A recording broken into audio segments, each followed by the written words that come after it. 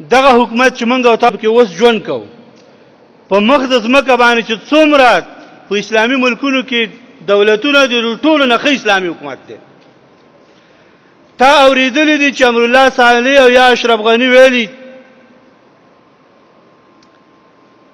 چې په افغانستان په خاوره کې به محرمه ښځه ګرځېدې شي؟ دا ویلي نه دی ویلي. هغه نوم چې په شرموله دی په سعودي کې محمد ابن سلمان چې وته وای دا نوم یې په خراب کړی، دا نوم مسجد مناسب نه دی. هغه ښکارا وای هلته نه څوک ډس کوي نه جنگ کوي نه ښه کوي نه بد. عمران خان تر اوسه پورې حلاله نکاح لري، واده کړی، یو غټ طاغوت او زناکار د جهان، هغه په افغانستان کې د جګړې امر کوي. پیدا به جهادي د پیغمبرانو دعوه خدا ده چې موږ تاسو ته څه وایو داغي خلاف نه کوو، په خپل په عمل کوو. چې خپل کور کې دغه حال دی نو په ما باندې څنګه جهاد کې؟ آیا د دنیا په جغرافیه او تاریخ کې د نوم شته؟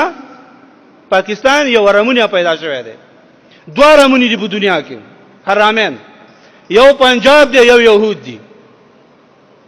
تش په نامه مسلمان پنجابیان او اصلي کافر يهودان، ترڅو چې دا دوه ځایونه په دنیا کې د دنیا مسلمانانو کوپار به د قشانه په ور کې شپې تیري. نو د دنیا په مسلمانانو کوپارو پرز دي چې دا دوه ځایونه ختم کړي. مرګ په پنجاب نه ویریږي، مرګه سي مرګ دی. قل لا يصيبنا الا ما كتب الله لنا هو مولانا وعلى الله فليتوكل المؤمنون. موږ علماء د آیاتونو خلکو ته ویو خو په خپل په عمل نه کوو، تقدیر نه بدلېږي.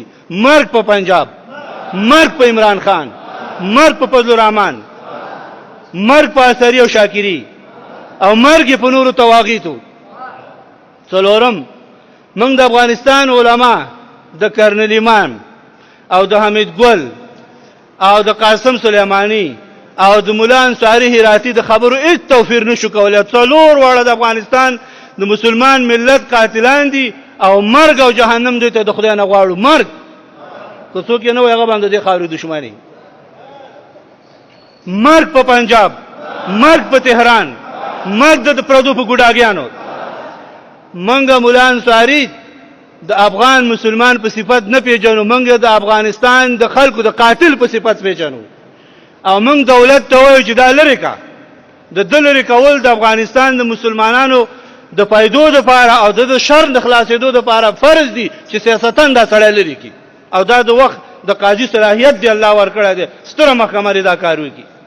قاضیان 1 لک او 2 لک روپۍ معاش اخلي، خپکیږي نه کو څوک ناشتي. والله کې یو خبر هم کوي دغه د جمعهتونو د ازمن غریبانان بولین یو دا خبره کو د وطن د پاره او د خپل خلکو د پاره او قلاري ناس دقیق نه کوي. ورک که فیصله ولا چاو ته زنګ و په څلور غونډو غبل طرف ته به فیصله کوي. دا غلطي خبرې دي، دا ډېر خرابې خبرې دي. پنځم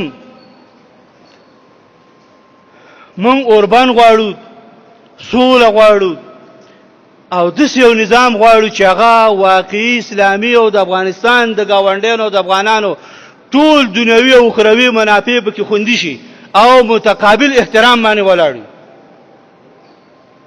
تاسو فکر وکړئ چې د افغانستان سپینګری لوی لوی علما د دغه فاسد او ګنده نظام چې د سره د میراث نه بغیر په قانون کې اسلامي مسله نشته او زمونږ اول او دویم او دریمه ماده کې دا وایي چې په افغانستان کې د اسلامي معتقداتو خلاف یو شیم نشي جوړه دي، د اعتبار وړ نه دي. همدومره بس دی، همدومره بس. هغه دغه ګنده نظام نه غلوی لوی شیخان دفاع کوي، خو زمون خلکو ته په ځان بد ښکاری. چرته وځي مولا صاحب، چرته وځي سپینګیره، چرته وځي ځوان، چرته وځي. وښه د زمون خلک دغه جنگي ځایونه راکړه شو، چرته دي؟ کوم ځای ته دي؟